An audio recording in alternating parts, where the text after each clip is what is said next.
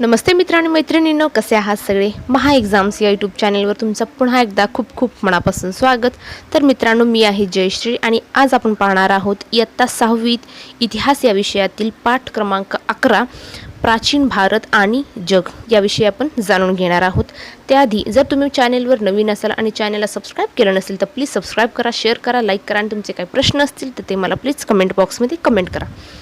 तर मित्रांनो,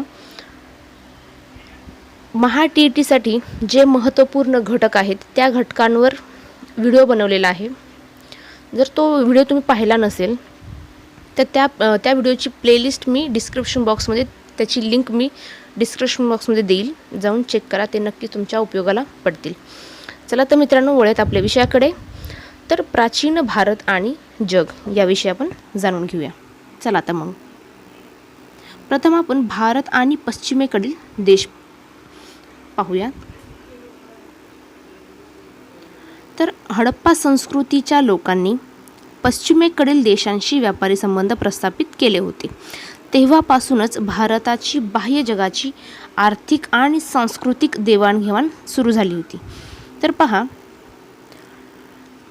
भारताची बाह्य जगाची आर्थिक आणि सांस्कृतिक देवाणघेवाण केव्हापासून सुरू झाली होती. तर हडप्पा संस्कृतीपासून भारताची बाह्य जगाची आर्थिक आणि सांस्कृतिक देवाणघेवाण सुरू झाली होती. बौद्ध धर्माचा प्रसार अफगाणिस्तान आणि मध्य आशियातील अनेक देशांमध्ये झाला होता. इराणी साम्राज्याच्या काळातही भारताचा पश्चिमेकडील जगाशी संपर्क वाढीस लागला होता.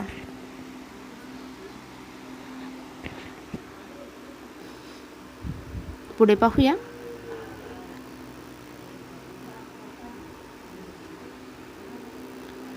त्या काळातील ग्रीक इतिहासकारांचे भारताबद्दलचे कुतूहल वाढीस लागले. त्यांच्या भारताबद्दलच्या लेखनातून पश्चिमेकडील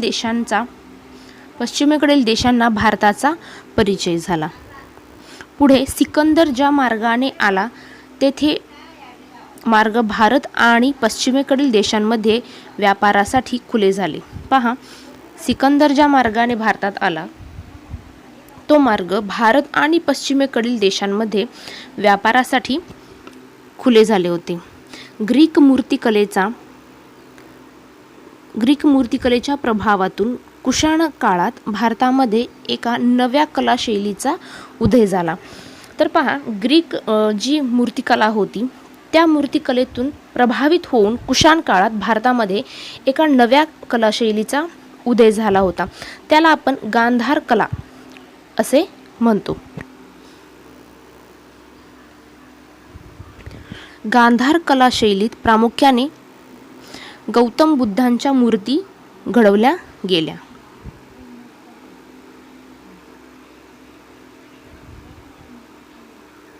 पुढे पाहूया.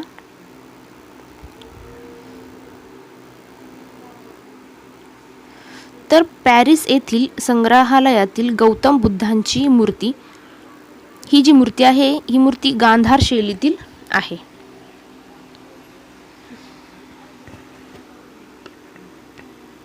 पुढे पाहूया.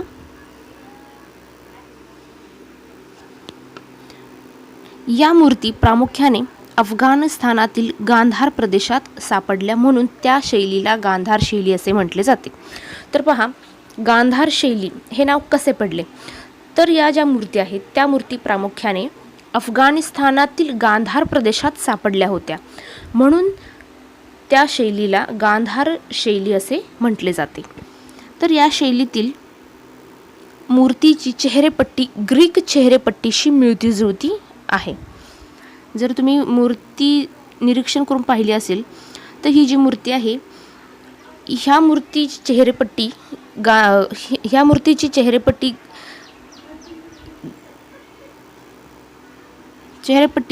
ग्रीक चेहरेपट्टीशी मिळतीजुळती आहे. भारतातील सुरुवातीची नाणी ही ग्रीक नाण्यांच्या धर्तीवर घडवलेली होती. तर ग्रीक नाण्यांच्या धर्तीवर म्हणजे ग्रीक नाणी कशी होती नेमकी. तर त्या ग्रीक नाण्यावर एका बाजूला राजाचे चित्र होते आणि दुसऱ्या बाजूला देवतेचे चित्र होते. त्या प्रकारची जी नाणी आहेत ती नाणी सुरुवातीला भारतामध्ये विकसित झाली. तर ती ग्रीक नाण्यांच्या धर्तीवर घडवण्यात येत होती. पुढे पाहूया. पहिल्या दुसऱ्या शतकाच्या काळात भारत आणि रोम यांच्यामधील व्यापार भरभराटीस आला होता. या व्यापारात दक्षिण भारतातील बंदरांचाही मोठा वाटा होता.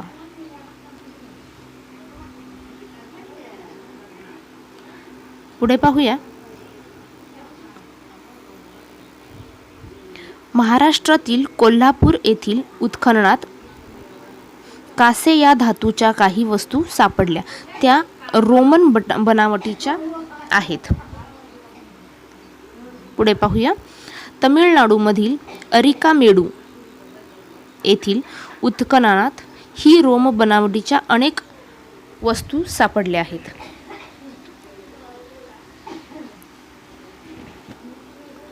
पुढे पाहूया.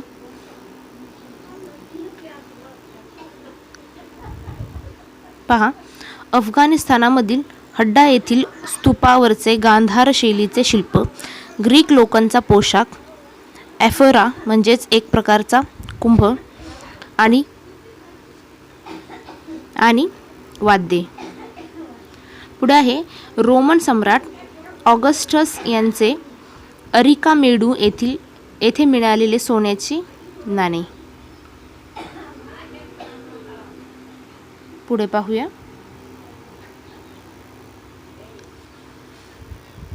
दोन्ही ठिकाणे भारत आणि रोम यांच्यामधील व्यापारांचे महत्त्वाचे केंद्र होती. अशा अनेक व्यापारी केंद्र यांचा उल्लेख तत्कालीन साहित्यात मिळतो. या व्यापारामध्ये इजिप्तमधील अलेक्झांड्रिया नावाचे बंदर महत्त्वाचे होते. तर भारतीय माल व्यापारी अलेक्झांड्रियापर्यंत घेऊन जात तिथून तो युरोपपर्यंत देशामध्ये पाठवले जात. बघा, भारताचा जो माल होता तो माल अलेक्झांड्रियापर्यंत नेऊन भारतीय पोहोचवत होते. तेथून ते युरोपातील देशांमध्ये पाठविला जात असे. त्यानंतर अरबी लोकांनी भारतीय मालाबरोबर भारतीय तत्त्वज्ञान आणि विज्ञान युरोपपर्यंत पोहोचवले. कोणी पोहोचवले तर अरबी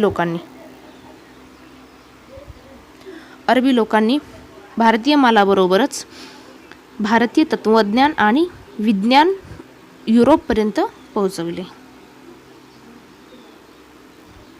पुढे पाहूया. गणितातील शून्य ही संकल्पना भारताने संपूर्ण जगाला दिलेली एक मोठी देणगी आहे. अरबी लोकांनी या संकल्पनेचा परिचय करून दिला.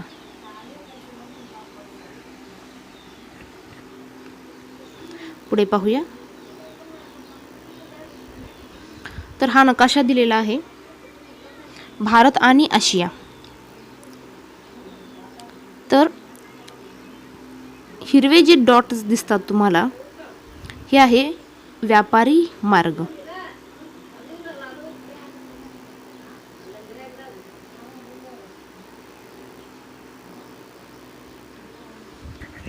ह्या ज्या हिरव्या रेषा दिसतात किंवा डॉट्स दिसतात हे व्यापारी मार्ग दर्शवतात.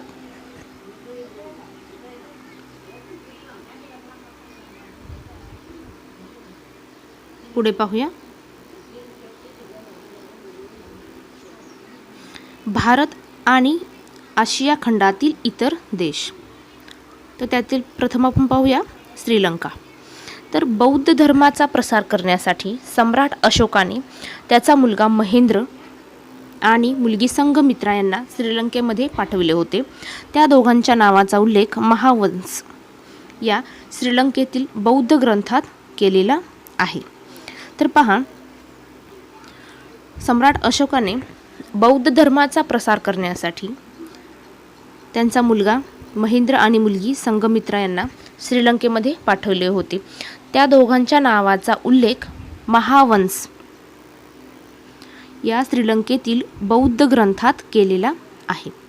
संघमित्राने स्वतःबरोबर बोधी वृक्षाची शाखा नेली होती. श्रीलंकेतील अनुराधापूर येथील असलेला बोधिवृक्ष याच शाखेपासून वृद्धिंगत झाला असेल तेथील परंपरेनुसार मानले जाते. तर पहा, संघमित्रा हिने स्वतःबरोबर बोधिवृक्षाची शाखा नेली होती. शाखा म्हणजे फांदी नेली होती. तर श्रीलंकेतील अनुराधापूर येथील असलेला बोधिवृक्ष याच शाखेपासून वृद्धिंगत झाला असेल असे तेथील परंपरेनुसार मानले जाते. पुढे पाहूया.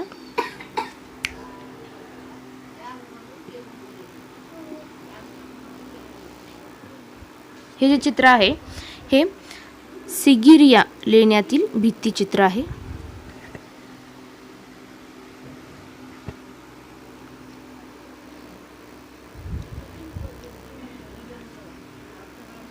श्रीलंकेतील मोती आणि इतर मौल्यवान वस्तूंना भारतात मोठ्या प्रमाणावर मागणी होती.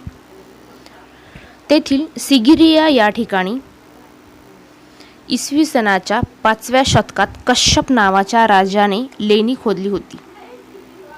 तर पहा, श्रीलंकेतील मोती आणि इतर मौल्यवान वस्तूंना भारतात खूप मोठ्या प्रमाणावर मागणी होती. तेथील सिगिरिया या ठिकाणी इसवी सनाच्या 5व्या शतकात कश्यप नावाच्या राजाने, लक्षात ठेवा, कश्यप नावाच्या राजाने लेणी खोदली होती. कोठे? तर सिगिरिया येथे. त्या लेण्यातील भित्तिचित्रांची शैली अजिंठाच्या चित्रशैलीची साम्य दर्शवणारी आहेत. त्या ज्या लेण्यातील भित्तिचित्र जे आहेत त्या चित्रांची जी शैली आहे ती शैली अजिंठाच्या चित्रशैलीची साम्य दर्शवणारी आहे. श्रीलंकेतील महावंश आणि दीपवंश हे ग्रंथ भारत आणि श्रीलंका यांच्यामधील परस्पर संबंधाची माहिती देणारे आहेत. तर पहा, भारत आणि श्रीलंका यांच्यामधील परस्पर संबंध दर्शविणारी श्रीलंकेतील असे कोणते दोन ग्रंथ आहेत? तर महावंश आणि दीपवंश. तर हे दोन्हीही ग्रंथ पाली भाषेत लिहिलेले आहेत. कोणते? तर महावंश आणि दीपवंश हे ग्रंथ पाली भाषेतील आहे. पुढे पाहूया. पुढे आहे चीन आणि इतर देश. तर प्राचीन काळापासून भारत आणि चीन यांच्यामध्ये व्यापारी आणि सांस्कृतिक संबंध प्रस्थापित झाले होते. सम्राट हर्षवर्धनाने चीनच्या दरबारात आपला राजदूत पाठविला होता. चीनमध्ये तयार होणाऱ्या रेशीम कापडाला भारतात चिनांगशुक असे म्हटले जाते किंवा या नावाने ओळखले जाते. तर पहा, चीनमध्ये तयार होणाऱ्या रेशीम कापडाला भारतात कोणत्या नावाने ओळखले जात होते? तर चिनांगशुक या नावाने ओळखले जात होते. पुढे पाहूया. चिनांगशुकाला भारतात मोठ्या प्रमाणावर मागणी होती. प्राचीन भारतातील व्यापारी हे चिनांगशुक पश्चिमेकडील देशांमध्ये पाठवत असत. हा व्यापार खुष्कीच्या मार्गाने होत असे. त्या मार्गाला रेशीम मार्ग असेही म्हणतात. तर पहा, रेशीम मार्ग असे का म्हणतात? तर जे चिनांगशुक होते, चिनांगशुक म्हणजे काय? तर भारतामध्ये त्याला चिनांगशुक या नावाने ओळखले जाते. चिनांगशुक म्हणजे काय? तर रेशीम कापड. तर चिनांगशुक म्हणजेच रेशीम कापडाची जो व्यापार होत होता तो व्यापार पश्चिमेकडील देशांमध्ये भारतातील व्यापारी हे चिनांगशुक पश्चिमेकडील देशांमध्ये पाठवत असत. हा जो व्यापार होता तो खुष्कीच्या मार्गाने होत असे. त्या मार्गाला रेशीम मार्ग असे म्हणतात.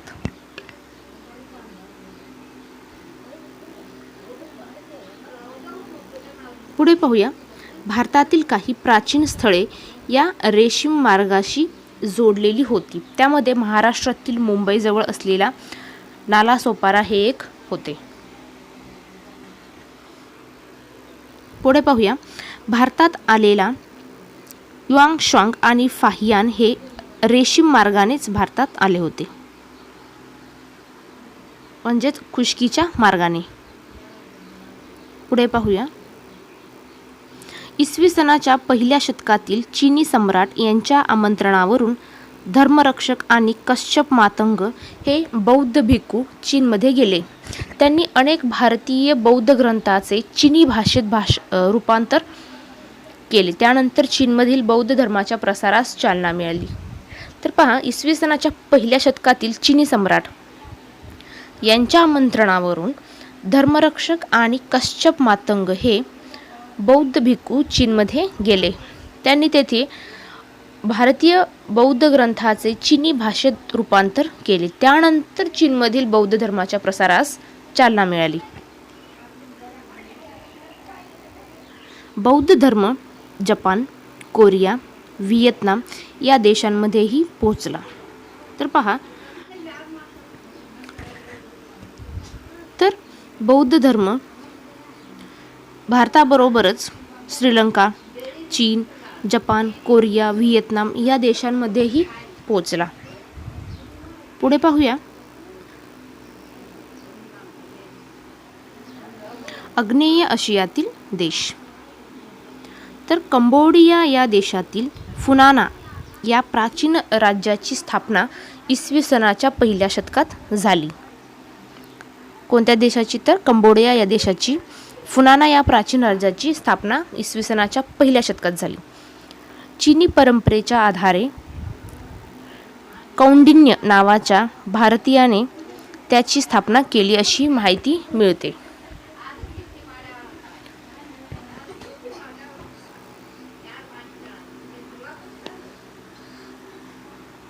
पुढे पाहूया, फुनानाच्या लोकांना संस्कृत भाषेचे ज्ञान होते.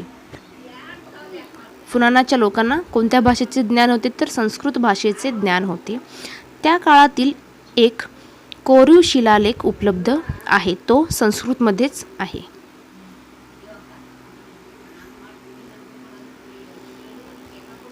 पुढे पाहूया, आग्नेय आशियातील इतर देशांमध्येही भारतीय वंशाच्या लोकांची छोटी राज्ये उदयाला आली होती. या राज्यांमध्ये भारतीय संस्कृतीचा प्रसार आग्नेय आशियामध्ये होत राहिला.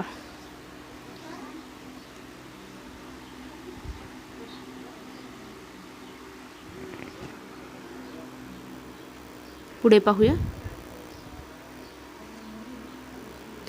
आग्नेय आशियातील कला आणि सांस्कृतिक जीवन यांवर भारतीय संस्कृतीचा ठसा उमटलेला दिसतो.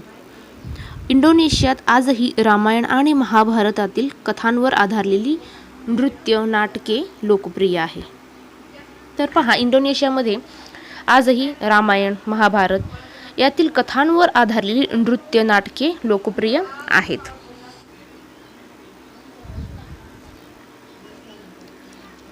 तर आग्नेय आशियातील राज्यांमध्ये भारतीय संस्कृतीचा प्रभाव उत्तरोत्तर वाढत गेला. प्राचीन कालखंडात बौद्ध धर्म म्यानमार, थायलंड, इंडोनेशियापर्यंत वाढत गेला. त्यानंतर शिव आणि विष्णू यांच्या मंदिराचीही निर्मिती झाली. कोणत्या मंदिराची स्थापना झाली? तर शिव आणि विष्णू यांच्या मंदिराचीही स्थापना झाली. पुढे पाहूया, इसवी सन 9वे शतक ते 18वे शतक या कालखंडातील इतिहासास मध्ययुगीन इतिहास म्हणतात. तर पहा, मध्ययुगीन इतिहास म्हणजे काय? तर कोणत्या कालखंडास म्हणतात? तर 9वे शतक ते 18वे शतक या कालखंडातील इतिहासास मध्ययुगीन इतिहास असे म्हणतात. तर मित्रांनो, तुम्हाला आजचा व्हिडिओ कसा वाटला नक्की कमेंट करून कळवा. व्हिडिओ आवडला असेल तर व्हिडिओला लाईक करा, शेअर करा आणि चॅनलला सबस्क्राईब केलं नसेल तर प्लीज सबस्क्राईब करा. चला तर मित्रांनो, थांबूया इथेच, भेटूया पुढच्या व्हिडिओमध्ये. तोपर्यंत धन्यवाद.